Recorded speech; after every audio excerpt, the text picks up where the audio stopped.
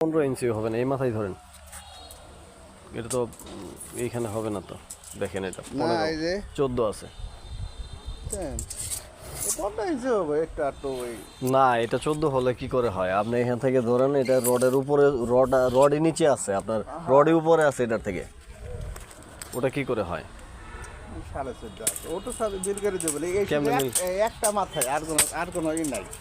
না, এই যে এটাও ওই কাঠটা তো আপনার যে লাগাইছেন এখানে, এই কাঠটা তো রডের নিচে পড়ে গেছে কাঠ, তাইলে আপনার এটা কিভাবে হইলো?